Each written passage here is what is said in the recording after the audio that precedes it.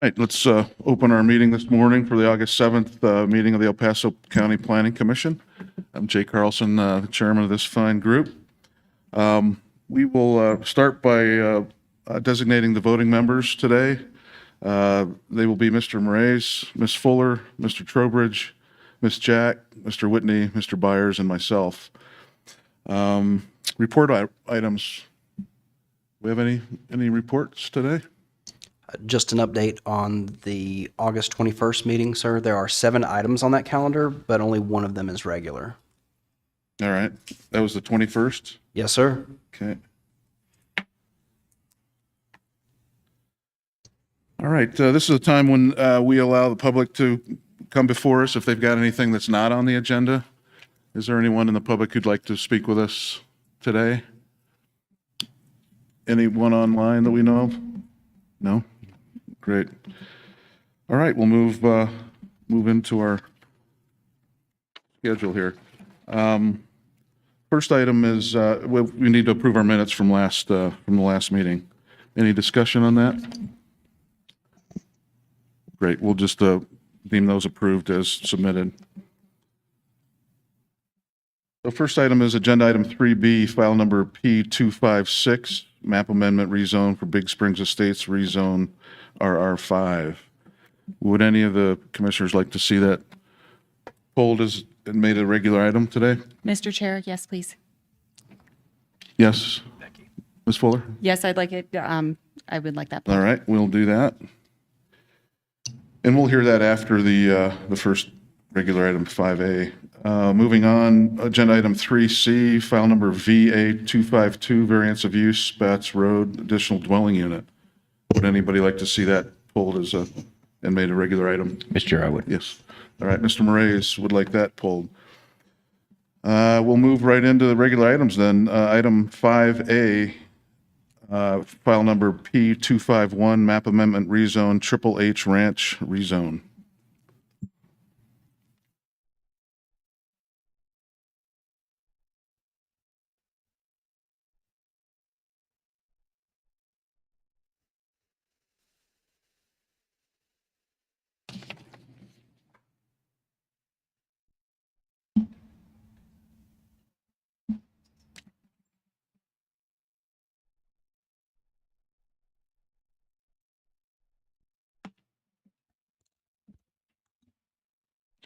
Good morning, Mr. Chair and Planning Commission. My name is Joseph Letke, and I was the planner, project manager for P25, the Triple H Ranch rezone.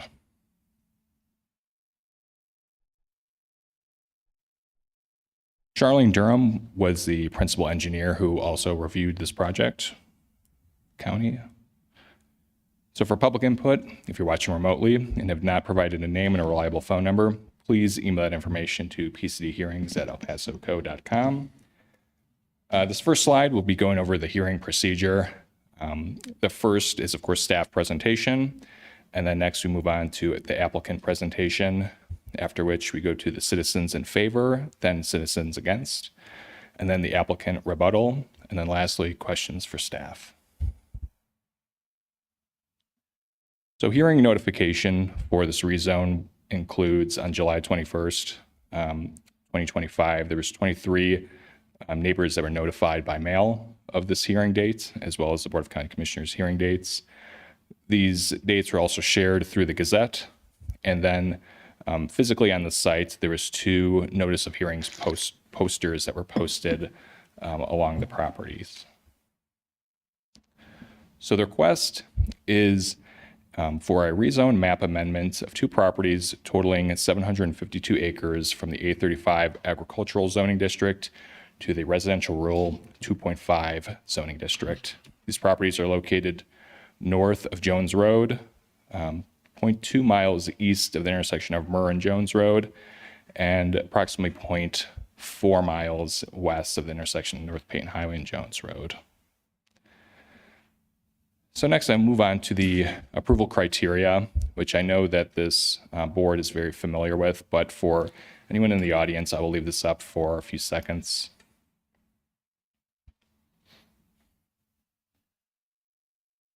Next, I have here a vicinity map that includes the 2 properties.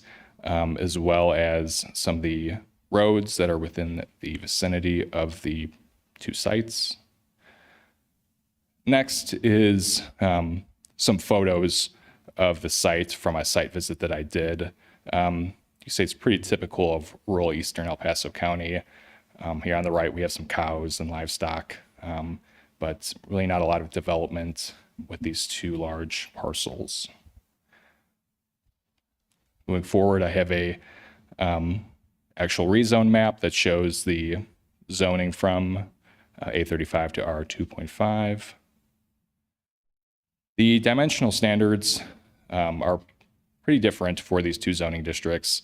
A35, of course, being with a parcel or lot size minimum of 35 acres, and then with the residential rule being 2.5 acre lot size minimum.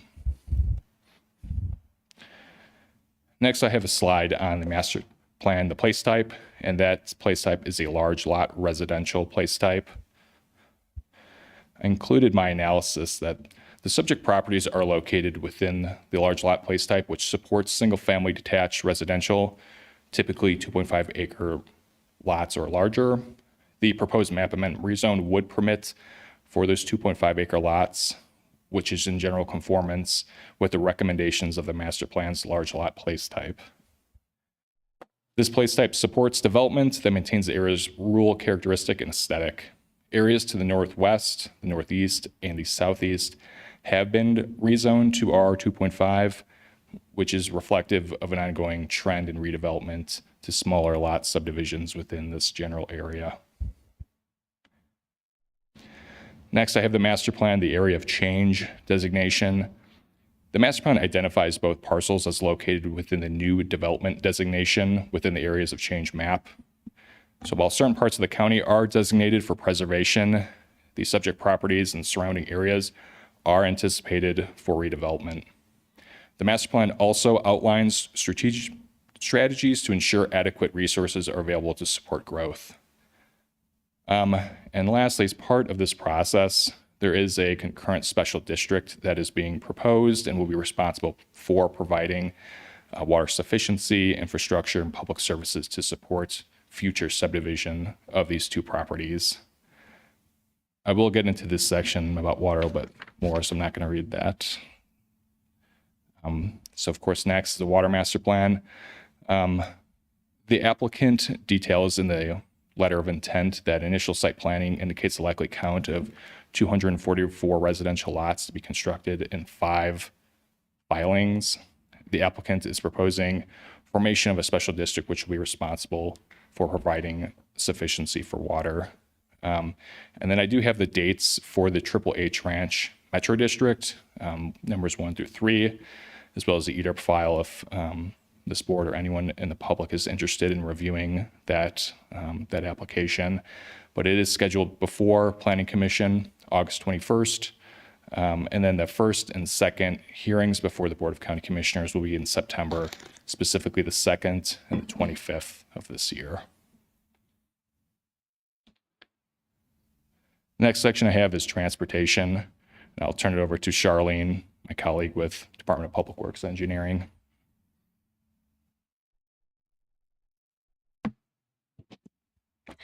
Charlene Durham with Department of Public Works.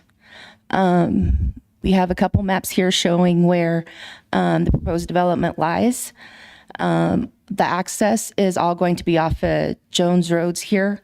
Currently, they're looking at 2 possible accesses, and those will be set with the later submittals. The other roads that will actually be giving access in and to the site, we have Curtis Road way out here, Murr Road closer to the west, Peyton Highway just to the east. We have Falcon Highway north, Garrett Road immediately to the north, and then Highway 94 is way down here to the south.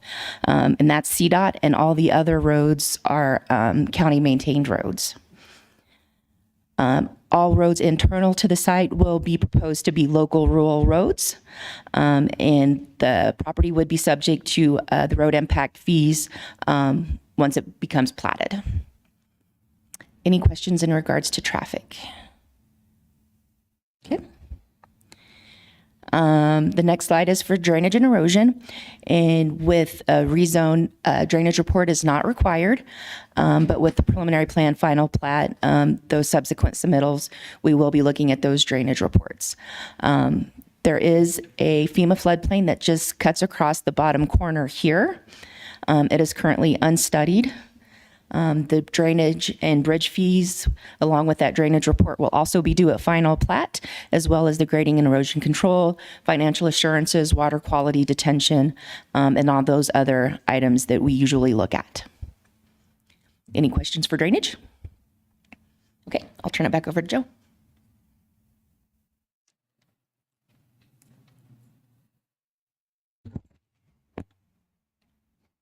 My last slide is the applicant information. The property owner is P760 Land Inc., and the representative here today is NES Inc. Before you go, what are the zoning of those developed areas just to the west of the property? Looks like there's some agricultural, but then there's some development beyond that. Let me take a look. So directly to the southwest, there's some RR5, and then farther to the southwest is RR 2.5. And again, even farther west of that is RR5. Okay, great, thanks. Are there any questions I can answer for Planning Commission? Anyone else? Guess not, thanks.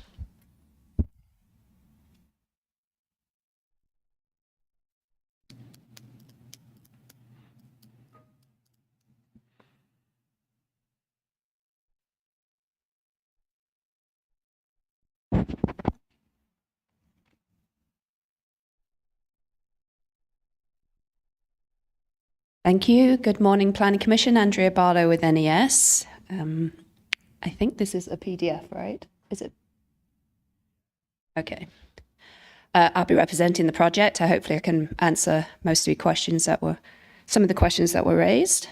Okay, scrolling.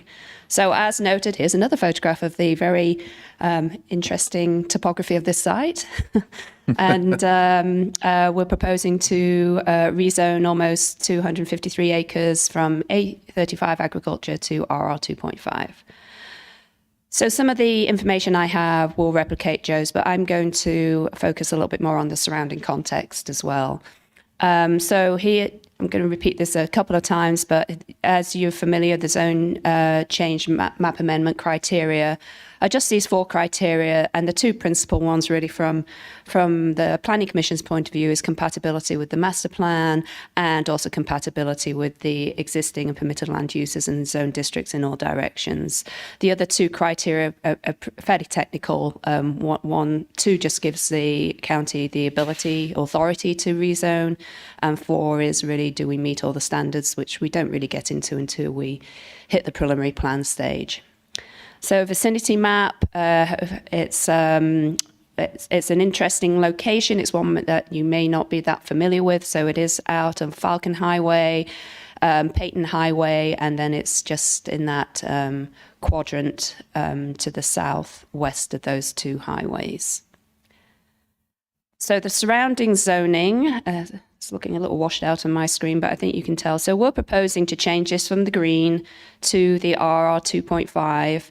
And we have RR 2.5 in this area. There's a small parcel there of RR 5, which is a church that hasn't been changed. But this is called Sagebrush, and this is Blue Sage here. So these are 2 communities which are already zoned RR5, RR 2.5 rather. Obviously some RR 2.5 here. As you get over further to the east, there's more RR 5 and PUD. And we've already talked about the different standards, so I won't repeat that. A little bit more about the context as well. What isn't apparent from the zoning map is the area directly to the north and wrapping around the west boundary of this property has an approved sketch plan. It's called the High Plains Sketch Plan. It was originally approved in 2008. It was reaffirmed in 2021. That proposes a range of lot size from 2.5 acre lots in this pale yellow going to 1 acre lots and half-acre lots in this northeast corner. Also included in this plan was a proposed school site and retail, shopping centre, and business uses. That had a 963 density cap, unit density cap. In the reaffirmed 2021 approval, it was slightly more in the original, and 22 acres of commercial. There is also a church here proposed that's part of that plan. I also included a little comparison of the densities in the area. So as noted, we're proposing 244 lots that I have a kind of a layout later that we are proposing for our preliminary plan. We've had to do quite a bit of work because of the Metro District running concurrently, and we are looking to submit the preliminary plan here fairly soon. So that 244 lots is pretty final, and that gives us a density of 0.32 units per acre. Compare that to the Sage Creek, not Sage, but Sage Creek subdivision is 156 lots for this eastern part on 473 acres, which is 0.33 units per acre. This filing 2 of Sage Creek is not developed yet, but it is approved for 118 lots at a density of 0.33 units per acre. And then Blue Sage on this south area of Jones Road is 218 lots on 644 acres, which is 0.34 units per acre. So what we're proposing here is very comparable with what's in the surrounding area of a 2.5 acre lot development. This one will, I believe this one, the Sage Creek does have an HOA, the one to the south does not. This will obviously be controlled by a Metro District, so there will be, and it's intended to be I'll get more into this when we present the preliminary plan, but an equestrian focused community. So there's going to be trails and what have you through the development. And also just to point out that the High Plains Ranch is a much higher density. It's like double the density of the surrounding areas. So back to the master plan, it is an area of new development, as was noted. I have in the past provided a kind of the chart that's in the master plan showing the percentage of land in the different categories of the areas of change. And new development is only 10% of that, of the total land area of the county. And we've got a huge growth that's anticipated. So I think, as I've mentioned before, it's important that we capitalise on these areas of new development to actually provide that growth, provide for that growth. Obviously, it still needs to be consistent with the character of the adjacent development and surrounding area, which we believe this is. Large lot residential, that's fairly simple. Primary use is single family detached residential of typically 2.5 acre lots or greater. We are consistent with that. Supporting uses are parks and open space. We are including parks and open space. We're not proposing any commercial. We believe we're consistent with that land use place type. It's also a priority development area for housing. It's within the Highway 24 large lot residential priority area. And this is verbatim from the master plan, where significant growth is expected along the corridor between Falcon and Patent to connect the existing subdivisions. And then an overall density of 25 acres per lot should be maintained within this area. It does go on to say that there are circumstances where higher density can be supported if there's centralised water, but we're not proposing anything higher than 2.5 acre lots. Again, I just wanted to emphasize with an aerial, kind of get some context. So this is the eastern half of the Sage Creek South subdivision filing, and this is the area to the west, which is not developed yet, but is approved. This is the top portion of the Blue Sage subdivision. This is all A35, but this parcel here is actually a manufactured home park. There's 16 manufactured homes on this parcel. And then there's RR5 here. There's a couple of 5-acre lots. And then the remainder to the south is primarily 35-acre lots. And then putting into context as well the approved High Plains sketch plan.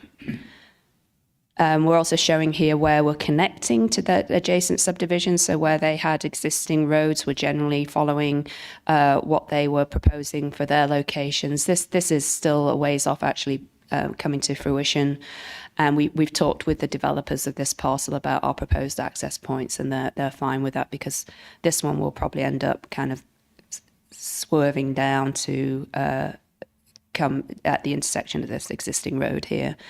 And then this just shows our proposed parks in the green, detention areas in the blue. That's the floodplain that Charlene mentioned. This to the north here is our proposed tank site for our special district, water district. So the plan here is to have a centralized water system, but each lot will be on septic for sanitary sewer. So it's an efficient way of serving the property of this size. And then just a reminder of the criteria, and I believe I've addressed all those, and short presentation, but happy to answer any questions. Great, thanks. Mr. Whitney? Is that a record for me, a short presentation? Thank you, Mr. Chairman. Now, do I understand the status of the High Plains development? They have a sketch plan approved. That's it so far. Nothing That's further? correct. Yes. Yes. Okay. Yeah. Oh, I believe they also have a metro district as well. Okay. And I think they have some metro district facilities along Falcon Highway, but they don't have any approved preliminary plans. Okay. Or plats. Significant room to maneuver from a sketch plan to preliminary to final, but Yes, but so that's where things could change, but they have the metro district infrastructure in place. Okay. Thank Yes. you. Other questions? Anyone? Nope. Thank Thank you very you. much. Hear from the applicant. Oh, I'm sorry. Yeah, I'd like to hear it one more time. One more time. Is there anyone here that'd like to speak in favor of this item? Anyone online? Seeing none, anyone would like to speak out against this item? I see no one here today. I'm understanding that are we going to try and call someone? Is that still the plan? I believe that's for a different item number. Different item? Yep. Oh, okay. Yes, Joseph Leckie for the record. That's for my other item. That'd be P256. All right, the caller, great. but not for this item. Thank you. All right, so we know we have no one speaking against. Questions or discussion? I'll entertain a vote.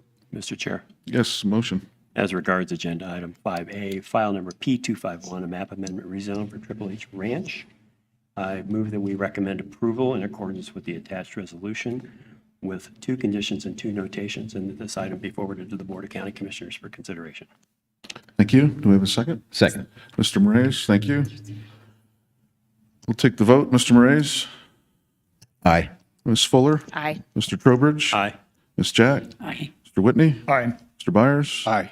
Chair votes aye, so this item number 5A, file number P251, map amendment rezone, Triple H Ranch rezone passes unanimously and passed on to the Board of County Commissioners. All right, let's move on to agenda item 3B, file number P256, map amendment rezone, Big Springs Estates rezone RR5. It's been pulled as make a regular item.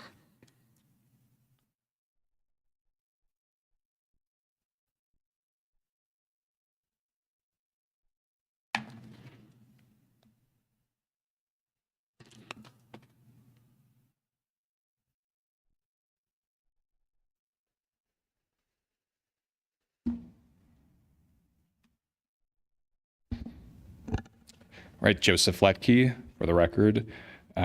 This is the presentation, staff presentation for P256, the Big Springs Estate rezone. Your El Paso County Department of Public Works engineer was Joseph Sandstrom. Public input, again, if you are watching remotely, please provide a name and a reliable phone number. Please email that information to pcdhearings@elpasoco.com. Hearing procedure, I know we just went over this, but staff presentation, applicant presentation, citizen input, applicant rebuttal, and then any questions for staff. So the hearing notification for this Planning Commission and for the future Board of County Commissioners was done on July 7th, 2025, with 7 surrounding property owners who were mailed notices.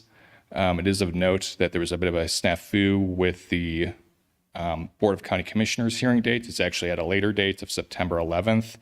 An additional notice of hearing mailing was sent to all of those surrounding property owners, and also a corrected notice of public hearing poster was posted on the property on August 1st.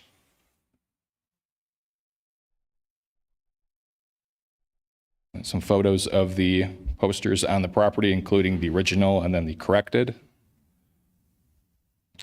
So the request is by A&L Investments for approval of map amendment rezone of 39.2 acres from the agricultural 35 zoning district to the RR5 residential rural zoning district. The property is located off of Big Springs Road and approximately 0.2 miles east of the intersection of Big Springs Road and North Yoder Road.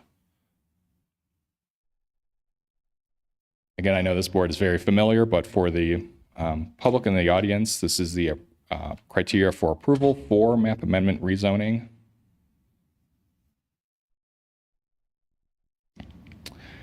Next, I have a vicinity map of the subject property. Again, the closest intersection is Big Springs and Yoder Road, with further to the east is Mulberry Road. During a site visit, a bit similar to my previous application, pretty flat, rural El Paso County, dirt roads, not much to see. The first picture on the left is looking north, and then the next picture is looking west. Next, I do have a zoning map regarding this property. Primarily, we are within the A35 zoning district. There's a few pockets of development and rezoning that occurred closer to the 90s, more to the west, with some subdivisions that went from some previous zoning or unzoned, and then Sing Bell is to the northeast. There's some redevelopment to RR5.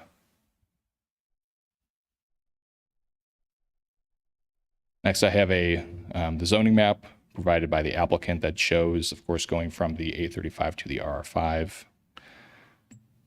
The dimensional standards of both of these zoning districts are very similar outside of the lot size minimum.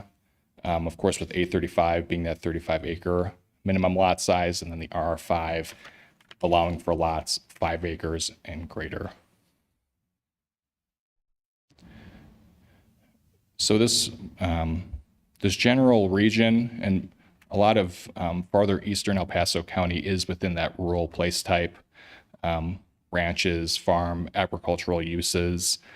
There is some supporting residential uses, and if those are being proposed, the master plan advocates that those lots are within that 5-acre per unit size.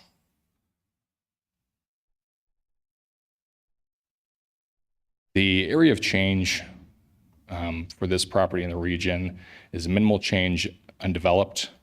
And so these areas will not see a lot of significant change and redevelopment. There will be some select properties that will be developed, but in a very limited scale.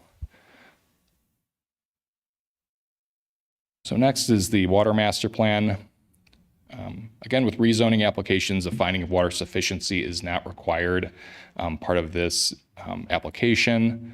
I do want to note that, however, the applicant did provide some water rights documentations, which is within the EDARP file. I will state that that wasn't considered or reviewed by the county attorney's office or the state of Colorado Division of Water Resources, but it was provided as a supplement information regarding that the applicant is currently seeking to be in compliance with El Paso County and the state of Colorado. They also stated in their letter of intent that the lot sizes that they're proposing in a future final plat will be about 5 acres to 5.5. Again, because we're at a bit of an early stage for this development, they're not quite sure the exact lot size, but that's what they're anticipating.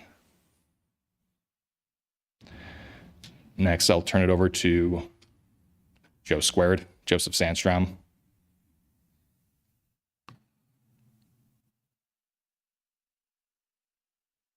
Hi, Joe Sandstrom, Department of Public Works. I was the review engineer on this project. For the transportation information on this, Big Springs Road is an unpaved, county-owned and maintained roadway. The 2024 Major Transportation Corridors Plan doesn't list any improvements depicted in this area. We did receive a traffic study for this application, and there's no public offsite improvements required based on the traffic study. And then this property is subject to the El Paso County Road Impact Fee Program. Are there any questions on transportation before we go to drainage? Mr. Chair. Yes, Mr. Trubich. I know that they haven't submitted a plan yet, but presumably the subdivision will be basically a stack of lots in here. Did they talk to you about how they plan to allow access to interior lots? Will there be a right-of-way or something like that? Or will the applicant talk about that? So yeah, final access is determined at a later point, and so yeah, I can let the applicant address with that. For I can say for more than 3 lots, we require a road built to county standards, whether that's a public county-owned road or a private owned and maintained road. But I can let the applicant discuss more. Okay, thank you. Good, thank you. So come down here to talk about drainage and erosion. So the property is located in the Upper Pond Creek drainage basin.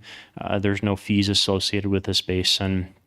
There is no regulatory floodplain within this property, and we didn't require a drainage report or grading erosion control plan at this point because that's at the final plat application. Any questions for drainage and erosion? Okay, I'll hand it back over to Joe Letke.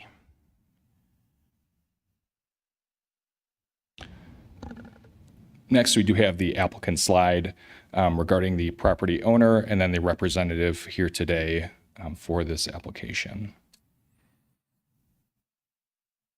Are there any questions I can answer for Planning Commission before I turn it over to the applicant? Doesn't look like it. Thanks. Thank you.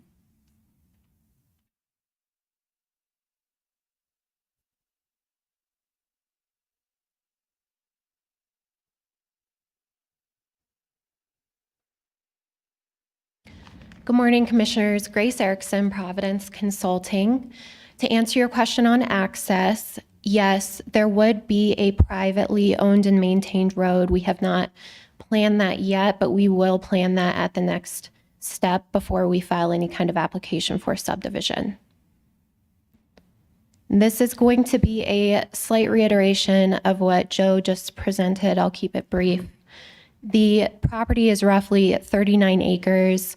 It's currently zoned agricultural, and we're proposing a rezone to RR5.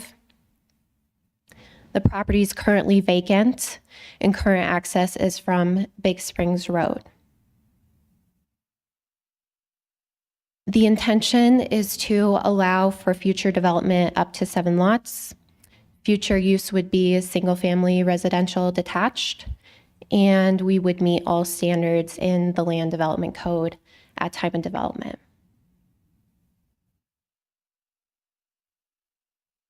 lastly, Joe did a good job summing up criteria, but we do believe that this proposed rezone is compatible with the master plan as well as the surrounding zoning and land uses. There are other RR5 zoned properties within the general vicinity. And with that, I am happy to answer any questions. Questions? Ms. Fuller? This area is considered minimal change, and so I really want you to focus on the two areas that I think are a challenge. This is as far as compliance with the master plan. These are, definitely the A35 minimal change. Your slide isn't reflecting that, and then it sounds like what I'm looking at is like, is this spot zoning? I know that there's some things several miles away that are RR5, but it sounds like those were in the 90s before there was general zoning in the county. So if you could address those for us, that'd be great. Yes, I'm not sure what year the RR5 parcels were zoned. There's one within about a mile of this property, but minimal change still allows for development that is rural in nature. And your master plan does define RR5 as a rural zoning district. Any other questions? Mr. Whitney? Just for the record, Mr. Chair, I think the report says the nearest RR5 zone is 1.5 miles. And there's one 2, and there's one 2.3. So 1.5 miles is the nearest. All right. Thank you. Any other questions? The applicant? Great. Thank you. Thank you. All right. Is there anyone here that would like to speak out in favor of this item? Sorry, Mr. Chair. Yes, Could sorry. we maybe have Mr. Leckie pull up the zone, since there was a question about zoning, can we have Mr. Leckie pull up the vicinity zoning just You bet. for Mr. Yes, Whitney's benefit and mine? absolutely.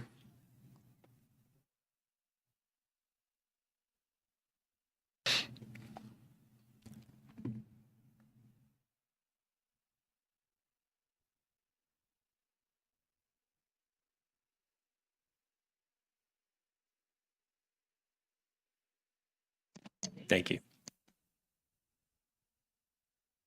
Mr. Chair. Yes, Ms. Fuller. Mr. Ledke, so everything except for the RR5 parcels we're seeing, those are all zoned A35? Yes. Yes. Thank you. Any other comments on the zoning? All right, thank you. Now, anyone here to speak in favor? Seeing none, none online? Our online one is for opposition, I believe. Okay, that's what we're moving into. Those here to speak in opposition, we'll go ahead and take that gentleman on the phone, or woman on the phone. Can we put them on the speaker? Our AD team is working on that.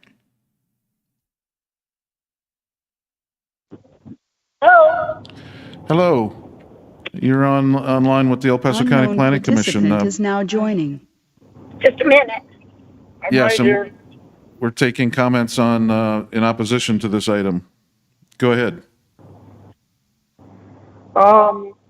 Well, I could make all of the standard complaints about water, fire, police and all of that kind of thing, but my objection is actually a little more on the personal level.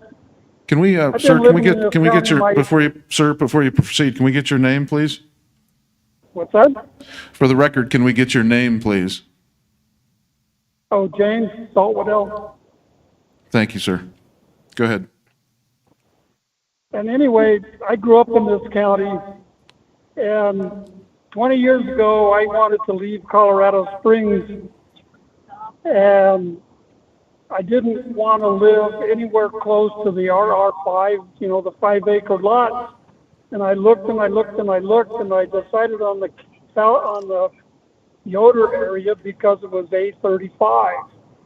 And I'm just opposed. Why would someone want to put 7 houses on 35 acres where that's all it's ever going to be, and totally mess up everybody's property around it? You know, this just does not seem right on any level whatsoever. And that's my major objection. I mean, like I said, I can make all the standard complaints, but aesthetically, I like my open space, and that's why I live where I live. And that's what I wanted to say. Great. Thank you for taking the time today to talk to us. You're welcome. All right. Anyone else here today to speak against this item? I'm not seeing any. Applicant like to address anything else? Sure. Come on up. Yes, so we respect the neighbors' comments, of course. We did try to reach out a couple months ago, didn't hear back, but I did want to note we're happy to coordinate with them at subdivision to minimize any potential impact. Great. Thank you. Any other questions for staff or just discussion? Yeah, Mr. Jack. And Joe, maybe you've already answered this, but is this in our master plan? It's a place type for change?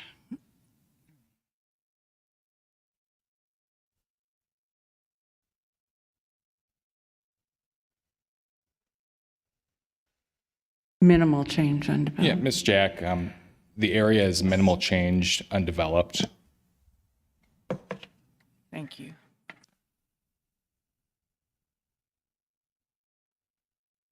Any other comments? Questions? Mr. Chair, Yes, Mr. I just Trowbridge. wanted to note for the record that we did receive Mr. Saltwaddell's letter of opposition. It is in the record, so, and we did read it. Yes, great. Thank you. All right, I'll entertain a motion. Mr. Chair, I just have, Yes, Mr. Moraes. before we make a motion, just here's my concerns on this project, and it's really the placement of this with the surrounding areas. You know, we look at the criteria number 3 about, direction and compatibility in all directions. And when we're talking about the rural place type, which the applicant's representative said, when we go to the master plan and we look at the character of the rural place type, it says in there, as growth occurs, some rural areas may develop and transition to other place types. Okay. However, leapfrog development should be discouraged by proactively permitting changing in contiguous to existing development to another place type. And that's where really, when we're going to try to link this back to the master plan, where I have some issues with it, is it's over a mile away. It's nothing contiguous. The last project we saw contiguous with, R5 in the corner, something kind of just across the road, a sketch plan. But here we have going from rural agricultural land to this really R5, which there's nothing around it within a mile of it, and that's really where my concerns are with the compatibility of this proposal. Great, thank you. Any other discussion or comments? I'll entertain a motion. Mr. Trowbridge. Thank you, Mr. Chair. As regards agenda item 3B, file number P256, a map amendment rezone for Big Springs Estate, rezone RR5, I've moved that we recommend approval in accordance with the attached resolution with 2 conditions and 2 notations, and that this item be forwarded to the Board of County Commissioners for consideration. We have a second? Second. Thank you.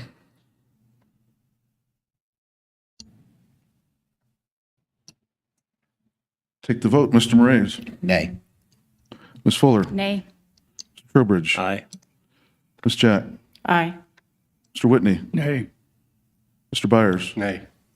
Chair votes nay. So the item fails by a 5-2 vote. Anyone that voted no like to voice additional comments? Ms. Fuller? I agree with what Mr. Moraes expressed. I don't think that they've met the approval criteria. I'd also like to address Mr. Saltwaddell. Just from a public comment standpoint, really when anything comes up in front of a Planning Commission, we're really looking at just the approval criteria. And so he is best served to really focus on that. If this goes forward past the county commissioners, he should really focus on the approval criteria and how this wouldn't meet it. Mr. Chairman, Yes, Mr. Wisney.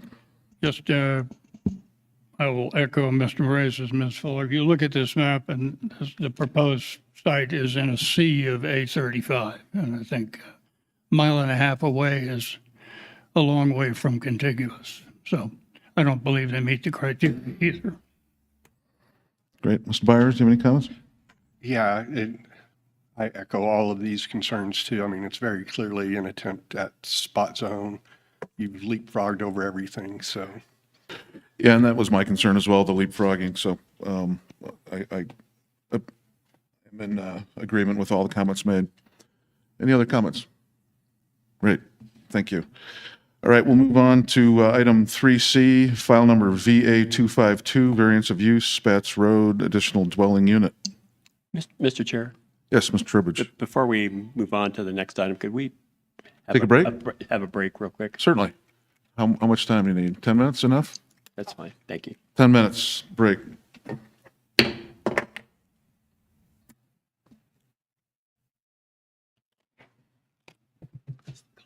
Yeah.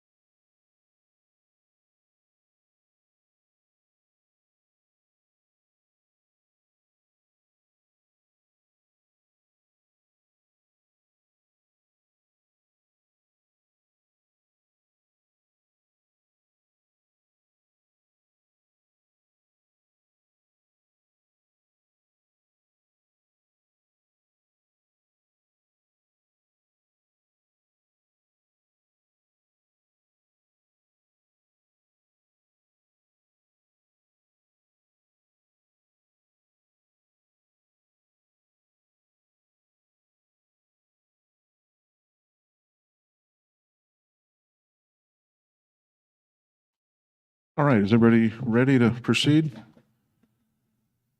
Call the meeting back to order. We are now on agenda item 3C, file number VA 252, variance of use, Spats Road, additional dwelling unit.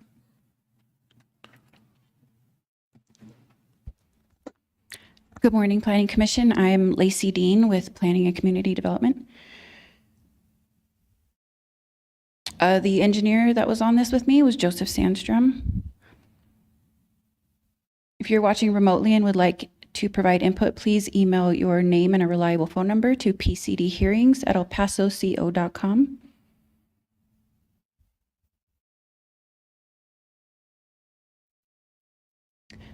Okay, so this request is by Jason and Emily Schott. They would like an approval for a variance of use to allow them to have an additional dwelling on their 5.15 acre property, which is zoned RR5. It's at 2865 Spats Road, which is approximately 1.6 miles northwest of the intersection of I-25 and Baptist Road. A little bit of background on this. In 2019, the principal home was built. In 2022, the residents pulled a permit from Pikes Peak Regional Building to construct a 1,920 square foot detached garage. As you see here, this is an image from the building permit. It was noted that it would be 2 floors, but that it would be on the top floor would be unheated, just specifically for storage. In 2024, a code enforcement complaint was received by our code enforcement team regarding the property being rented out. The site inspection done by the code enforcement officer, they were only able to tell that it was a detached structure. They were only able to tell that what the inside looked like by the online advertisement advertising it for rent. I've included some of those images here. In February 2025, the applicants requested an EA meeting with county staff to try to bring this into compliance. And that is where we are today. They submitted documents for review in April of 2025 for a variance of use. Mr. Chair, Yes, Mr. Trowbridge? I'm sorry, could scroll back up a little. Can you tell us, do you know what the size of the principal dwelling unit is off the top of your head? The principal dwelling, I do Principal not. dwelling, yeah. I do not know that. Okay. I'd like to know how big that structure is. Okay, I can get that for you. This is a site plan that was submitted by the applicant. Are you guys hearing me okay? I feel like this is cutting in and out. Yes. Okay. So you can see here, this is the principal dwelling here, and then the detached garage is over here. That probably doesn't give you an idea of the size, but we'll get that for you. So this is an aerial view just for us from the assessor's page of the property. And then this is sort of a flyover view of it. This is where on the second floor of this structure is where the additional dwelling unit is being proposed. The criteria of approval for variance of use, I won't read through this. If you're not familiar, you can take a moment. Basically just that they're not affecting really anything around them with this proposal, and that they do have a peculiar hardship. Let me know when you're ready and I'll scroll on. Would this variance cover the entire building or just the second floor? Just the second floor. Okay.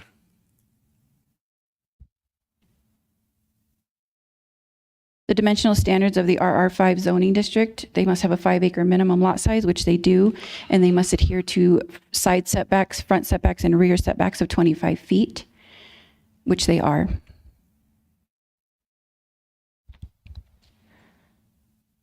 This is just a zoning map showing you the surrounding zoning. They are surrounded by RR5 to the north, PUD, which is a little bit more dense development down to the south.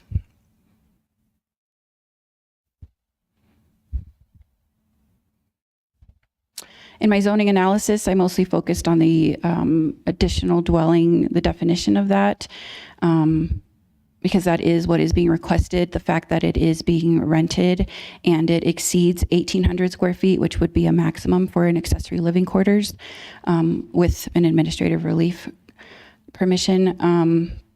So this would definitely be considered an additional dwelling. And as you can see on the use table here, the accessory use table is not allowed in the RR5.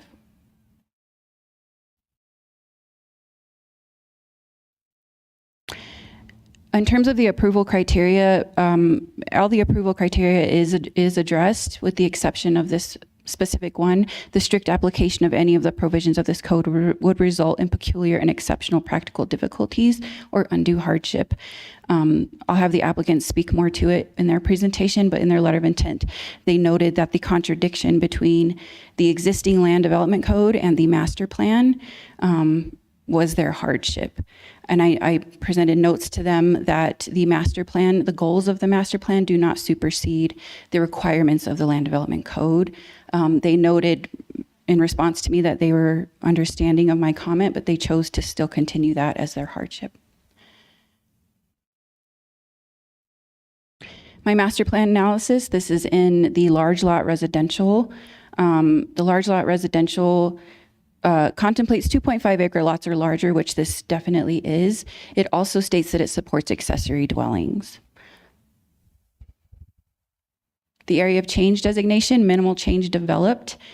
It's typically characterized by an evolving development between to accommodate increases and decreases in density. The fact that this property is increasing its density, but it's remaining on the existing structures. They also still have a large portion of the parcel that is underutilized land. The key area of influence is the Tri-Lakes area. It's characterized by a mix of uses, including residential, commercial, employment, and entertainment. It was my analysis that the potential for multiple units on nearby lots could potentially strengthen the commercial employment and entertainment opportunities in nearby adjacent communities. I'll let Joe Sandstrom come up and speak about drainage.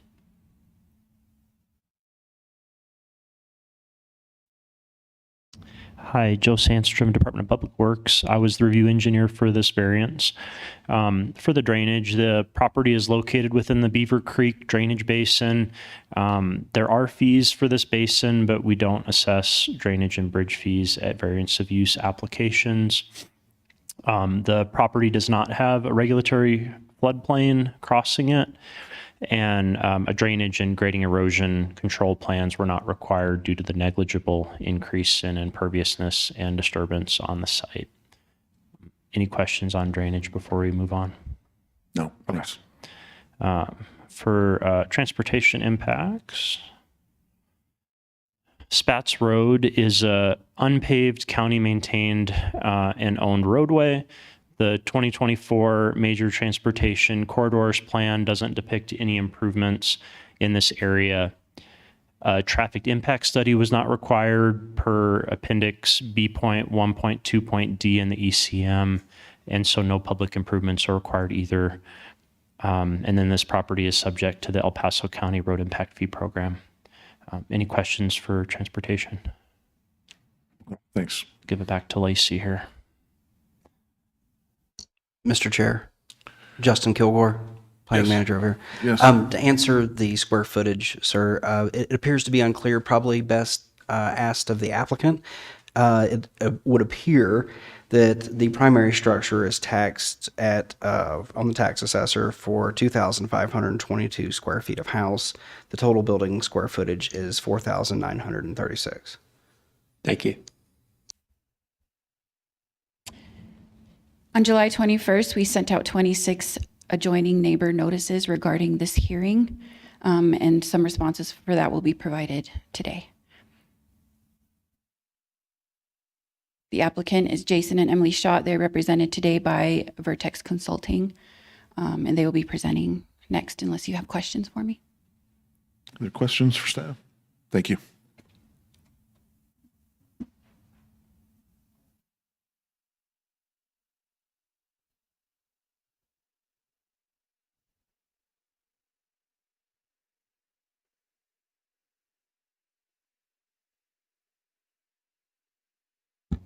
Nina Reese with Vertex Consulting, representing the property owner who is also here today, if there are any questions specifically for him. To answer the question regarding the square footage, he did confirm that it's approximately 4,000 square feet. The additional square footage that's showing up, which is causing a little bit of the uncertainty, is for attached garage.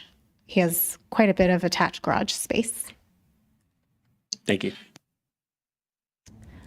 So this was already covered, but just a reminder, this is a request for approval of a variance of use to allow for a second dwelling.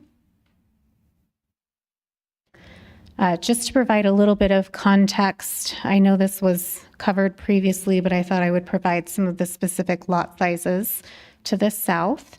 To the south is PUD, and there are lot sizes immediately adjacent ranging between 1.5 and 2.5 acres. And then if you go just one layer below those initial, you're looking at 8,000 to 9,000 square foot lots. So certainly a lot more dense urban type development to the south. The property is surrounded by RR5 parcels with the town of Monument located just a bit to the east. And there are some commercial developments, or not developments, commercial uses within the vicinity as well.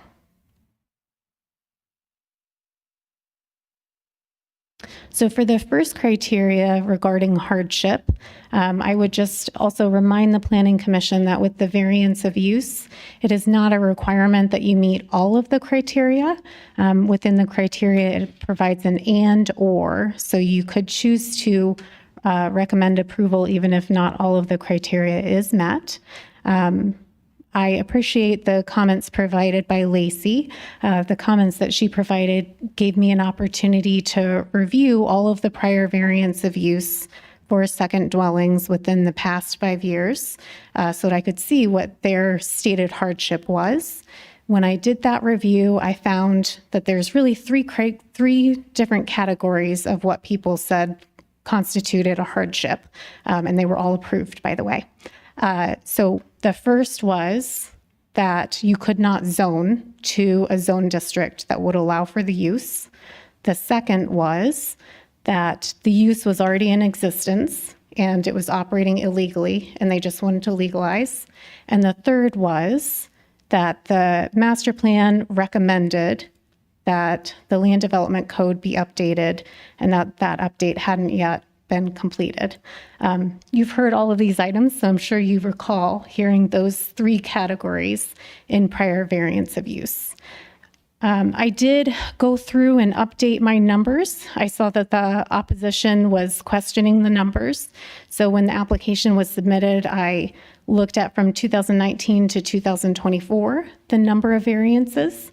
And at that time, there were 7 variants of use for a second dwelling, and that represented a fourth of the total variance of use requests. I updated it from 2020 to 2025, and now there have been 30 variance of use applications and 9 were for second dwellings. So that trend has continued into this year as well. And I did put those 9 off to the side as well, because I understand that in the opposition letter, they wanted some proof of that. So in addition to the criteria and us believing that the land development code has caused a hardship, I would also say that this property can't be rezoned to the A35 zone district. It is only 5 acres in size. It's not 35 acres in size. So that's not possible. So that's yet another potential hardship. I wanted to provide you with just a little bit of further evidence based upon the letter from the opposition. This was a variance of use that Vertex was not a part of. I thought it was important to provide you an example of a variance that Vertex was not a part of because obviously all of the applications that I've submitted have included an analysis that the land development code is part of that hardship. So if you look down at the bottom, Mr. Bailey, who was the chair at the time, it states, mentioned that times have changed since the code was written, and that may be seen as causing a peculiar and exceptional practical difficulty or undue hardship. So this thought process has been discussed in prior variance of use hearings. That's it for the first criteria. Are there any questions? Mr. Chair. Yes, Mr. Trowbridge. Since you've done so much research on ADUs, can you tell us what your interpretation of the code is? What is the purpose of allowing an ADU on a property? I probably should not be providing formal interpretations of the code. I think Ms. Harrington might be upset with me if I do that. So I'll defer to her on that. All right, thank you. We can ask that later. Are there any other questions? Mr. Chair? Yes, Mr. Whitney. Just, this is slightly unfair, so I apologize, but if you cite the conflict between place type and zone as creating an undue hardship in the circumstance where a zoning variance is requested, does that mean that every time there is that conflict in that setting, we have to approve it? No, that is not what I'm saying. And it's not the place type specifically. It's that the master plan recommended that the code be updated in certain ways. Understood. There continues to be a trend as well. Let me go to the prior slide. So while you're looking, let me rephrase it. If there's a conflict between the master plan and the zoning, and you cite that as a hardship, do we have to accept that as a hardship every time we see a zoning variance based on that hardship? I believe it's your decision on if you want to recommend approval or denial, but so far of the variance of uses that have been submitted and reviewed by the Planning Commission and the Board of County Commissioners to date for second dwellings, it has been considered a hardship. So there is basis for you to make that same decision. In every case? In the case of a second dwelling. In every case of second dwelling? That is what the record would show. Okay, thank you. Mr. Do you Chair. know on the, these other variances, it seems to me that this comes down to an issue between additional dwelling unit and then the fact that they're going to rent them out. Do you know of those others that were approved? How many of those were, the intention was to rent them out? They were all renting out because if they were not renting them out, it's a permitted use in the zone district as an accessory living quarters. Okay, thank you. Mr. Chair. Yes. The Fuller. 7 variances, how many of those were to get into code compliance as a result of code enforcement? I didn't write that number down, but my recollection was it was the majority of them, which I'm sure you guys will recall as well. Okay. And then this is probably a question for staff. I'm just going to put a placeholder. Is there a difference how we look at short-term versus long-term rentals?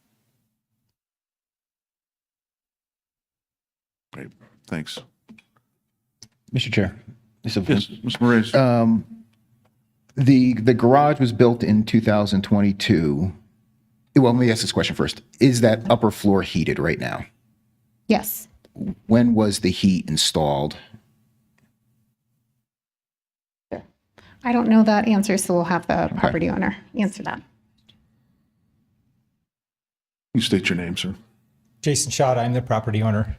I spent the year of most of 23 doing the work, and so during that year, it became heated. Okay. Thank you. Other questions, Ms. Fuller? Yeah, this is for the applicant too. So when you put your application in to build that garage, you were very specific in 2022 that it was unheated, unrented space, but within a year you were converting that. Is that correct?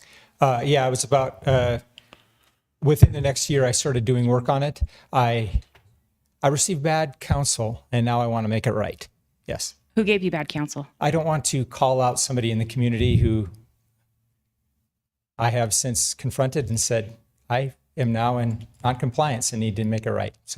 So when you signed all that with regional building saying it was not going to be occupied space, and then you converted it on your own, or I'm hoping there were permits for HVAC, but you didn't go back to regional and say, I've changed this. I mean, they're pretty specific about like, this is unused, unheated, non-residential space. And then you were making a pretty substantial change, and you knew what you were doing. Why didn't you go back to regional? I failed to be in compliance, and I want to make that right now. There's nothing nefarious on my part. I was tinkering around for a year, not knowing what it would end up being. Honestly, my wife and I were talking of this unused space, and my elderly father-in-law is a place for him to live, and that is still part of our desire, to have a space for family members to come and spend with us. Yeah, I failed to be in compliance as I went along, and now I would want to make that right. While you're up here, it looked like in the notes that, do you rent out a portion of your regular home? I do. as well? The basement is a vacation rental. Okay, but not that garage area?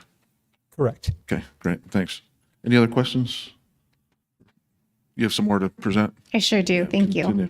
you. So just keep in mind that our stated hardship is twofold, so we can't rezone to A35.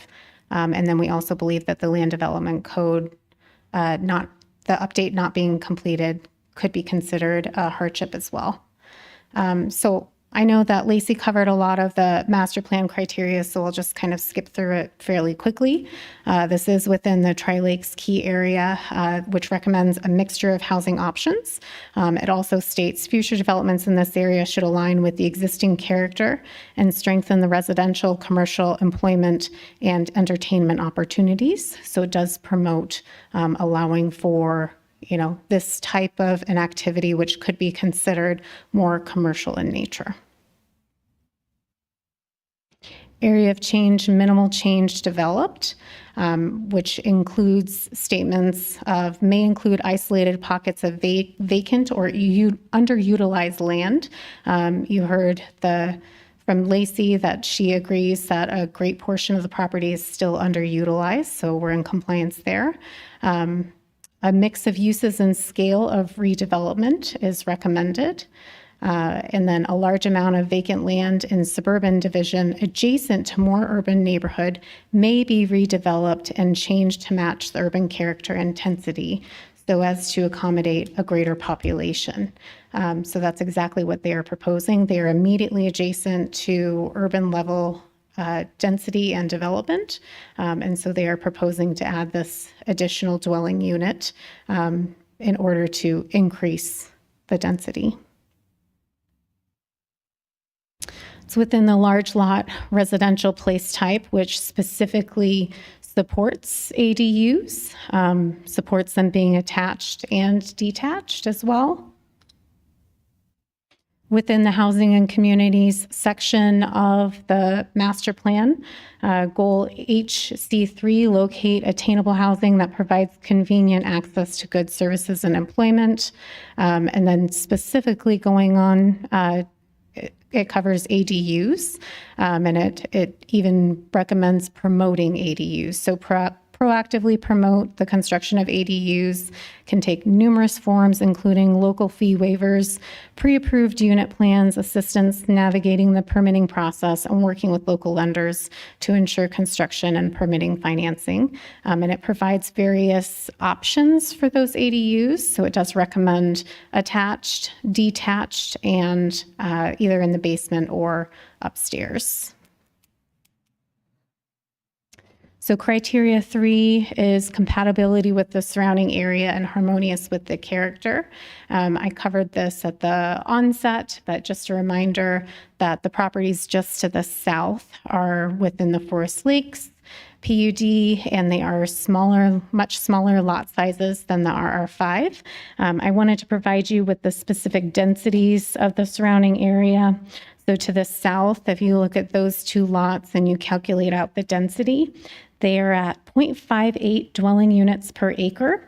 The RR5 overall is 0.2 dwelling units per acre, and what we are proposing is 0.38 dwelling units per acre. So this could be considered a transition of densities from the more urban Forest Lakes into the RR5 property. If you'll notice, they've also placed all of their structures adjacent to the Forest Lakes property, so that the impacts really aren't significant to the other RR5 parcels. They've got quite a bit of space from the property line to where their structures are located. If you look at the property to the north, it is characterized by just about every parcel having at least one accessory structure, if not more. And these are larger accessory structures. I just put boxes around where all of the accessory structures are in the vicinity. And then I also wanted to point out some of the other businesses that are in operation in the vicinity. You've got Monument Glamping off of Rickenbacker. DMD Dental Sales is located to the north. And then on one of the parcels, there's both a Best Dog and a computer surgeon.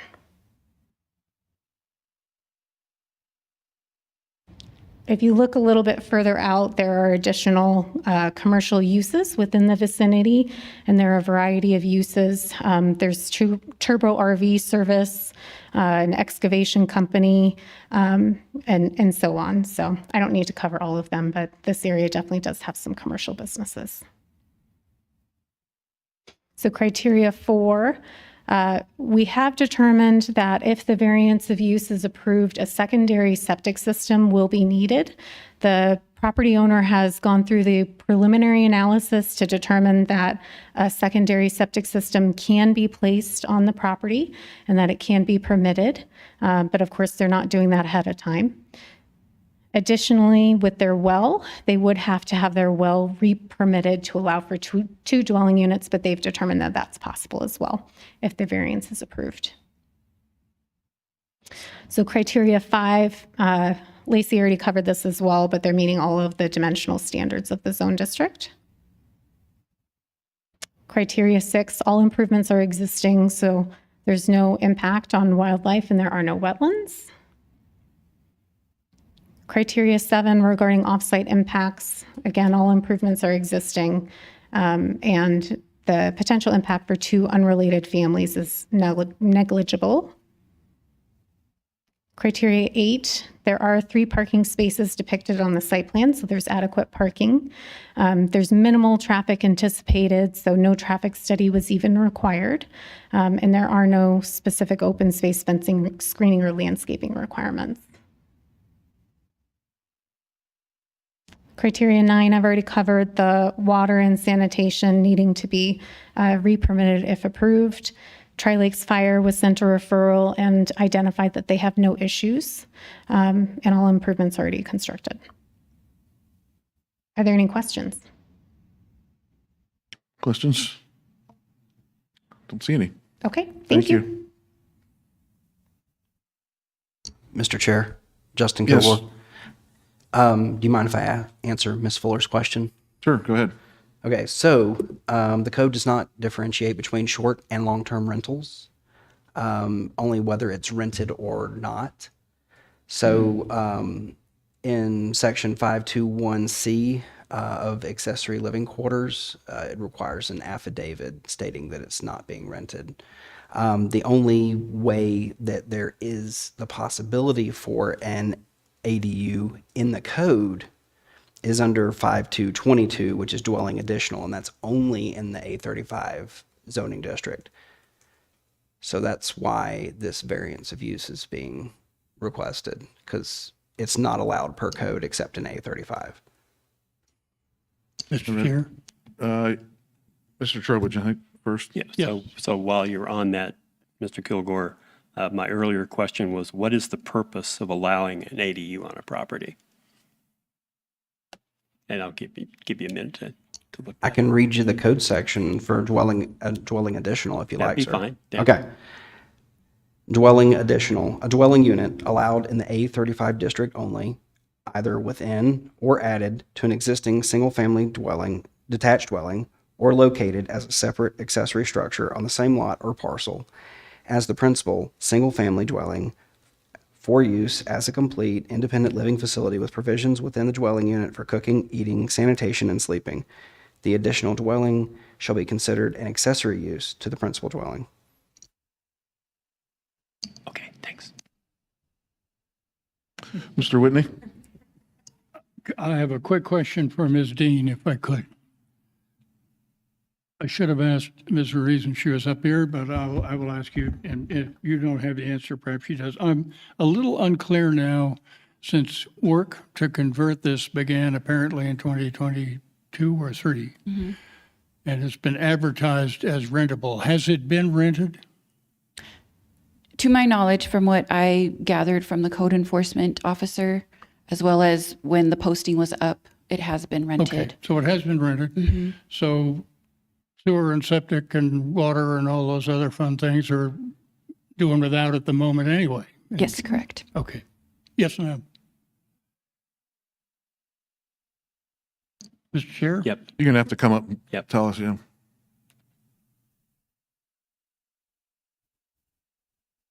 To answer your question, Mr. Schott has actually stopped renting for the time being until he goes through this process.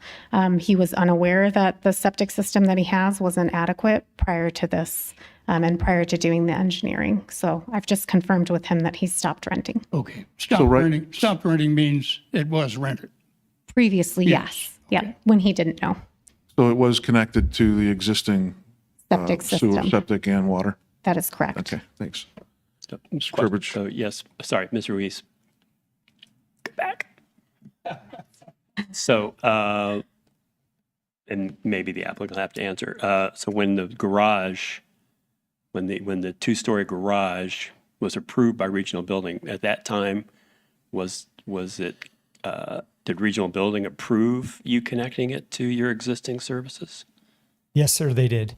Okay, so if they approved that then, why is it not compliant now? So I can answer that, and then you can fill in as well, just because I coordinated with the septic engineer. So he does have a little bit of capacity left in his existing septic system, but that capacity is not adequate for a second dwelling unit. So Regional identified it was okay to connect when it was just uninhabited space, just a bathroom, but it's not adequate for a rental that, might be occupied 10%, might be occupied Right. 50%. Okay, thank you. Any questions, anyone? Mr. Byers? Yes, and this is probably for staff. I'm curious about the timing of the requirement for the affidavit that an owner would sign that says you're not renting that unit, and when those came into effect, because they haven't been in effect for long. Right. The fact that they got it permitted as a uninhabited garage did not prompt us to ask them for the affidavit. If they were noting that they were turning it into a dwelling, then we would ask them to submit the affidavit. But we were under the understanding that it was just going to be a garage. Do you know what year that went into play? The affidavit? The requirement for the affidavit? I'll defer to Justin Kilgore for that. Sir, I can look that up for you, but it's actually written in the code. That's what So 521C is. it's been in place for a good long time. Yes, sir. I want to say this one was changed in the last few years, but I could be wrong. I can go back and look at a few of the previous codes if you give me a few moments. Would that not have been required at the time they applied for the permit in 22? That section hasn't changed since then. But the permit was for a uninhabited garage, Right. not a resident. But if they had said they were going to rent it, then that But they didn't tell anybody. They form just did would it. have to have been signed at that time. Sir, I believe the last code update that touched on this subject was in 2019, but Okay. let All me right. look. Sorry, thank you. All right, anybody else? All right, thank you.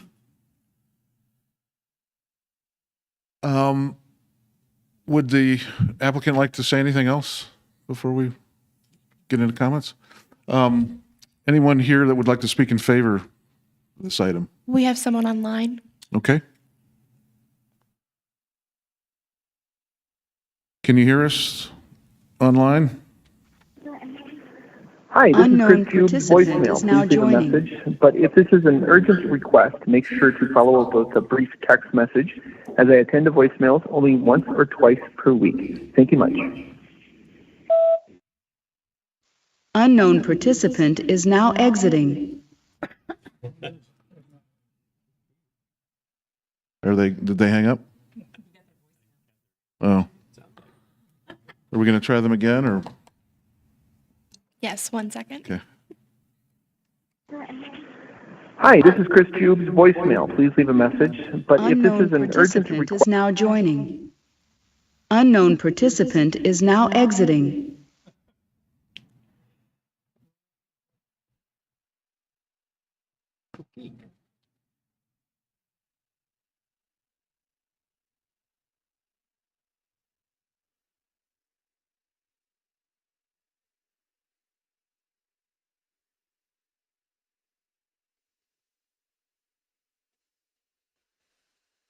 Was this to speak in favor? Yes, it was to speak in favor. We have a Chris Jube, Jeub, of 16315 Rickenbacker Ave in Monument. He said he was 3 doors down, right around the corner from Jason's location, the owner of this variance, and he was asking to speak in favor of the application. So we're going to try one more time. Okay, we'll give him one more shot. And we have his letter. Yeah, we have his letter as well. hi, this is Chris Jube's voicemail. Unknown Please leave a participant message. is now But if this joining. is an urgent request, We can go ahead. Unknown participant is now exiting. All right, well, we gave it a good try. Is there anyone else that would like to speak in favor of this item? Not seeing anyone who'd like to speak against this item. Yes, come on up. Please state your name for the record. And Good morning. morning. My name is Michael Buttenwieser. I live at 2760 Spats Road, which is not directly across the applicant's property, but one lot to the northeast. And our houses are pretty much at the same level, so we get a pretty good visual of the property. And I would just like to emphasize that my wife and I submitted our letters. We addressed the criteria. I hope you got a chance to review all that. And thank you so much. We spent a lot of time researching it and hope our arguments are valid. But there are a few things I wanted to highlight. There is, as you said, there is an Airbnb at the property that he is currently, well, he was renting, that he is renting and getting income from. In addition to that, we see traffic coming in and out of the property and along Spats Road because of that. Okay, and that adds to my argument. The applicant also hosts other events at his property. He has some recreational courts in his backyard. It's pretty almost like a resort. He's got a pickleball court, basketball court, hot tubs and everything. And that brings additional traffic to the property. There's been occasions where we've seen more than 20 cars, which is fine. He's having people over. We don't worry about that. But, you know, that's in addition to the Airbnb and then the proposed ADU. So we're getting a lot of traffic on Spats Road and a lot of other issues too. But specifically dust from traffic and stuff. But there are a few things I wanted to address in Vertex's letter. They mention about minor traffic for the ADU. The Airbnb currently hosts like up to seven, and we've noticed on occasion 2 to 3 cars for the Airbnb. Now, his ADU, he's proposing 11 or more occupants can stay in the ADU. So we're anticipating maybe 3 to 4 more cars, depending on the number of people that are renting that unit. And again, I've included some traffic notes in my letter of opposition about the number of trips that are going to be happening potentially. And the Airbnb and the ADU could be rented every day. We don't know. Probably not, but during the summer months, it could be very busy over there. So I wanted to, and one other thing on the Vertex letter, it says the property is currently developed and surrounded by other residential properties and other parcels with more than one dwelling. And she put up that picture about all the other dwelling units. Well, majority of all those dwelling units are garages for storage. They're barns for horses. They're dwelling units that support the residential house. They are the only rental units that I'm aware of is the glamping operation where he's renting those container homes. But I am not aware of any other additional dwelling unit around those properties that's being rented. So that's a fact I wanted to point out. The last thing, I know I'm probably out of time, is if we could bring up, we had an issue with a neighbor directly across from us who put a tiny home on his property without the proper permits several years ago. And we opposed it, and he went to the county and said, okay, what can I do to get a proper permit? And I'm going to bring up the record from the early meeting he had with the county. And I brought up the page about the recommendations. And they were going to see what the county thought about trying to get the variance of use approved. And under recommendations, the staff recommends holding a meeting with all the neighbors about proposed use prior to applying for variance. Proposed use does not meet hardship requirements and is unlikely to be approved without neighborhood buy-in. So at that time, we had talked. I'm friends with the applicant, and he knew that we were against it. We didn't want to, we've lived out there for a long time. We didn't want the area to be converted into a bunch of residential properties and rental units, just for the reasons I've stated below. But he decided that because of we were going to be opposed to it, that it was going to be very difficult for him to get it approved, and he decided to withdraw his application, and he ended up moving the tiny house off the property. Thank you for your time this morning. Did anyone have any questions for me? Thank you. Thank you very much.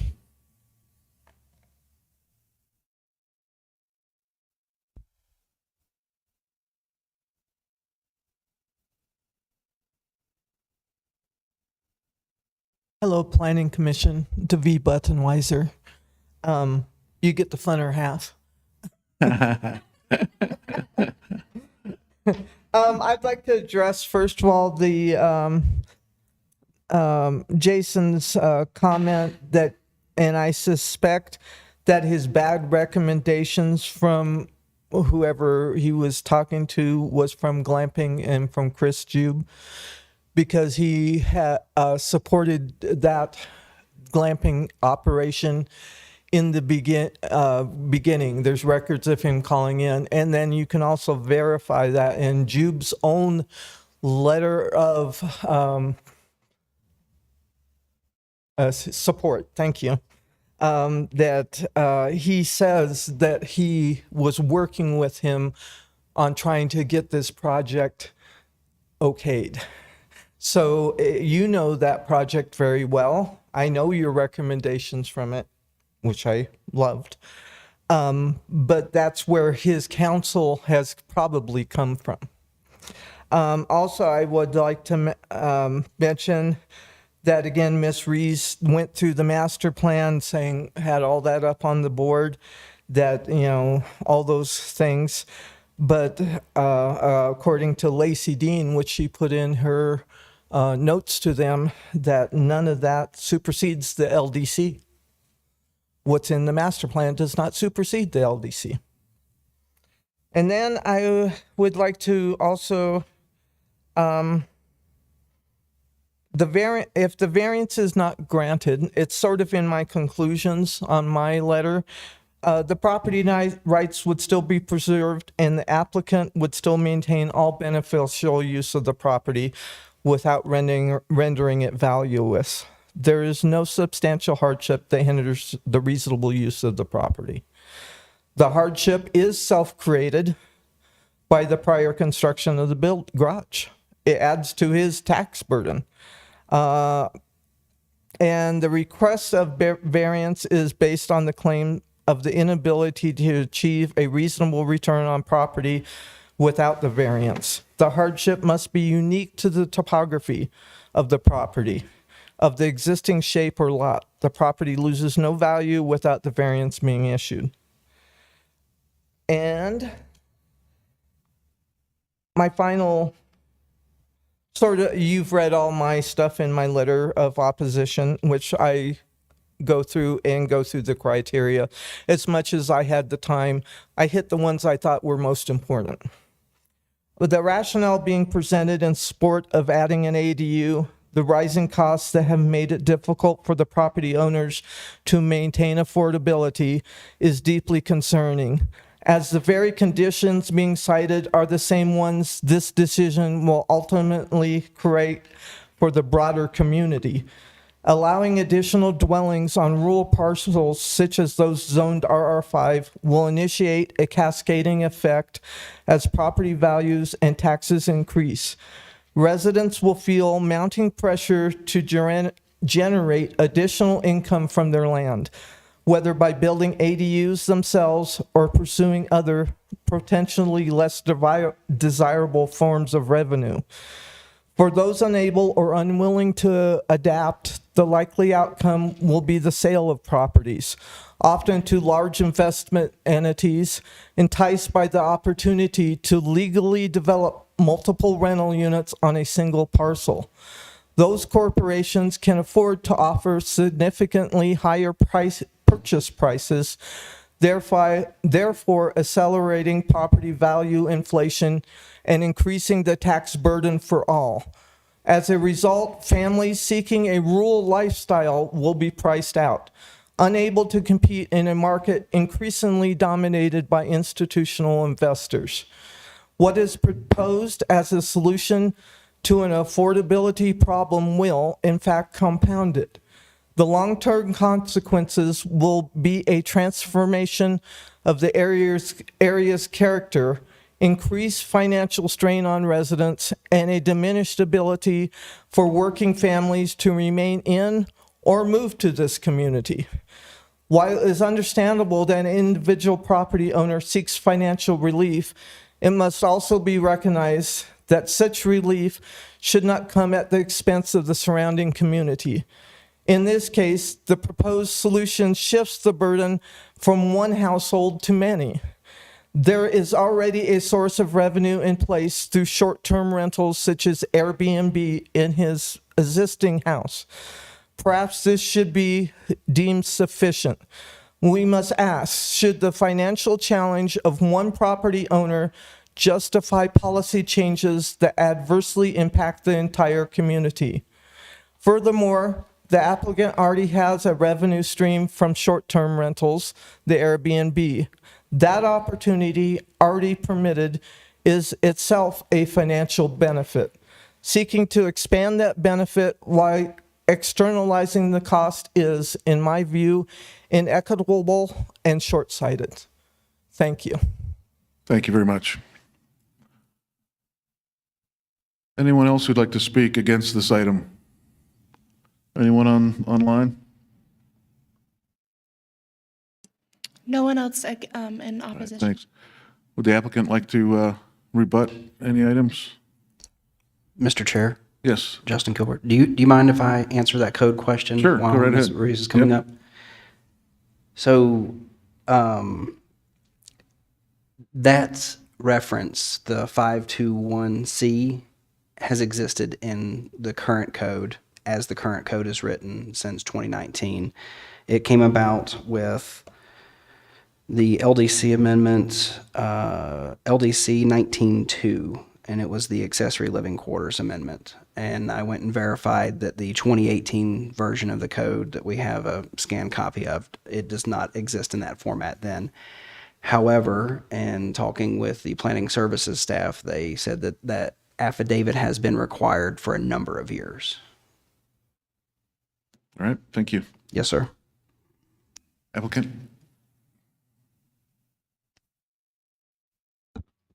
Thank you.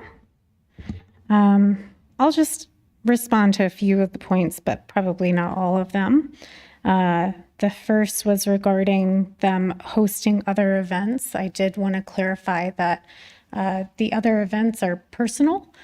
He works for the Ascent Church, so they have church gatherings at the property. It is not for profit. It's gatherings for him, his family, and his church. We understand the concern regarding the potential for lots of vehicles on site and lots of vehicles overnight as well. And Mr. Schott is comfortable with proposing an additional condition of approval that would require that he has no more than 3 vehicles in association with the variance of use overnight. That's something that he's certainly willing to do. And then he will also put that in his listing as well to ensure that people are aware of the limit to the number of vehicles in the future if they're choosing to rent. I wanted to clarify, I apologize if my one slide was misleading. At the top, I had accessory structures. That's purely meant to be accessory structures. I was not indicating that these are additional dwelling units. That was just to demonstrate that this area is characterized by detached accessory structures. So I thought it was important to clarify that. That was not my intent in any way. There was a comment identifying that a neighborhood meeting maybe should have taken place. That early assistance meeting, the notes that were provided were for a different property. It was not for this property. It was never recommended that neighborhood meeting occur at the time of the early assistance meeting or since he has come into violation or submitted the application. Otherwise, he would have done so. I wanted to just run back to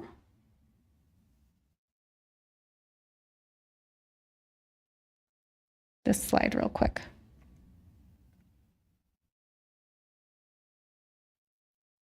So I just wanted to point out that there are other parcels of land and properties that are perhaps more significantly impacted by this use simply because all of the activities take place at the rear of their property.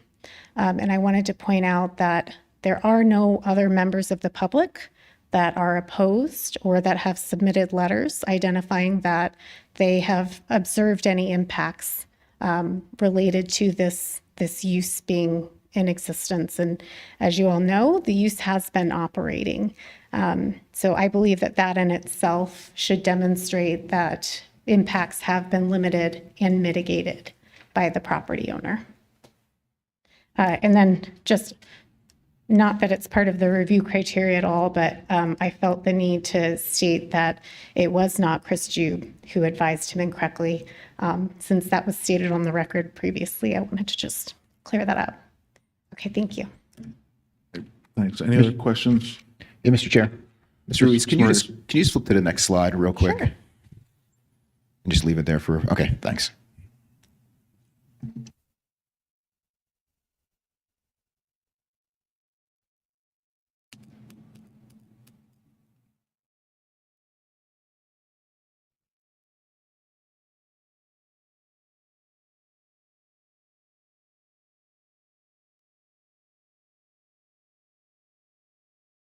You going to have further comment once you read it, or you just copying it?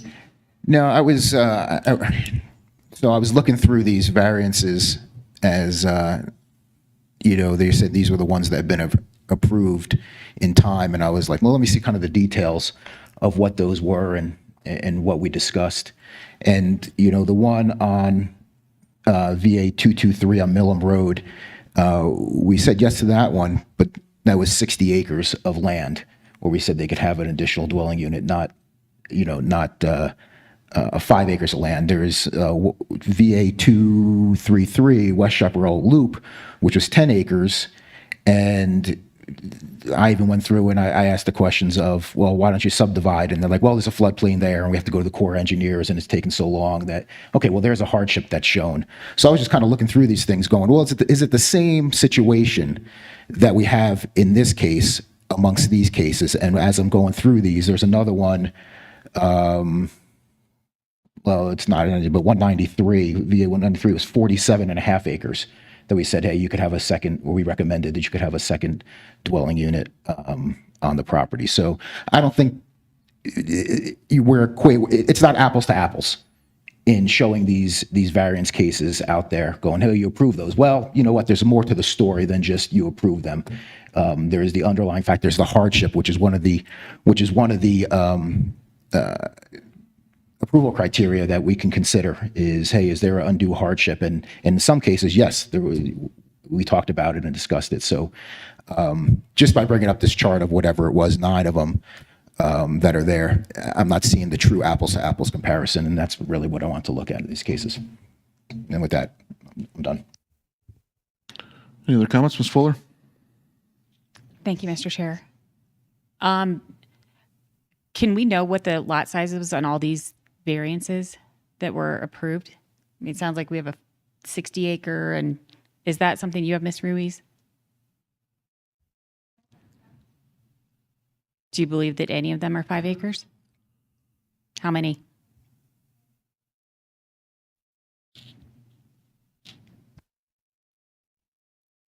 That I don't know, but you have all heard these variants of use. So you probably have a better recollection than I would of their lot sizes. But I mean, it's up to you. If you do not believe that that's a hardship, then you could recommend denial based upon that. So. Thank you. Mr. Trowbridge. Thank you, Mr. Chair. I am not persuaded by the testimony from the applicant or the representative. Seems to me that there was a clear intent to create a commercial rental property from the beginning on this. And as such, then I believe there was a clear intent to circumvent the land development code. And so with these things and some of the other things that we've heard today, seems to me that the applicant manufactured the conditions of this hardship on his own. It's kind of like the child that kills his parents and then claims he's an orphan. So I will be against this because it is not compatible with the neighborhood and is not compatible with the code. Thank you. Any other comments? Sure. All right, I'll entertain a motion. Mr. Chair. Yes. I Ms. Fuller. echo what Mr. Trowbridge said, and as this goes forward, I think we need to be very cognizant from a public policy standpoint of allowing people to break the rules and then ask for forgiveness, because we are possibly unintentionally putting in a policy that says just do it because later on we'll okay it, even though it's not allowed. There could be a period of time where the code will catch up with the master plan, and that would probably be a point where perhaps the rules could change, and this could be something that would be allowed by variance in that thing. But we are dealing with the code that we have today. I will also not be in favor of this. I sincerely believe that this was intended always to be an accessory dwelling to be rented. Thank you. Anyone like to make a motion?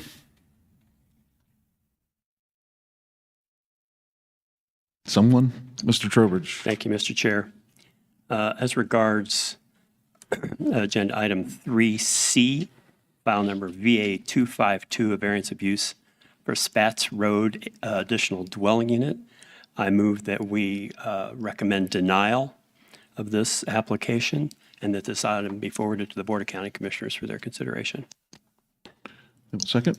Second. Whitney, thank you.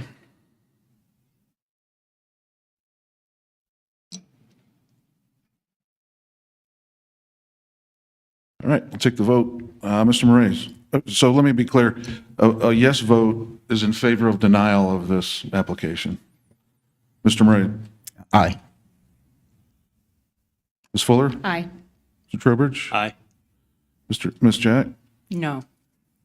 Mr. Whitney? Aye. Mr. Byers? Aye. Chair votes no. So the motion for denial passes 5-2. So this motion is denied for being forwarded to the Board of County Commissioners. All right, any other items? Yeah, I'm sorry. No votes. I'm sorry, go ahead. You know, and this has occurred before, and I feel very strongly that it's not in our purview to judge someone who comes before us and tells us he made a mistake. And so he's trying to remedy that mistake, and we're essentially saying we don't believe him. I'm going to give him the benefit of the doubt. I also believe that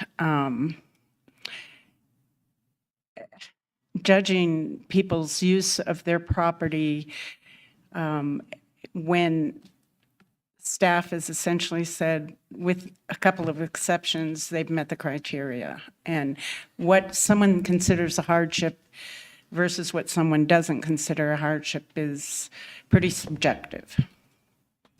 Mr. Chair. Thank you. Yes, Ms. Fuller. And Ms. Jack, I do appreciate what you're saying. I don't think that the judgment really is on whether or not he was being truthful of what the original intent was. That fact really doesn't matter. It's just does it meet the review criteria, and that's how my vote was really, informed. Great. Thank you. Anyone else? All right. Any other comments from staff about anything in the future? Notifications?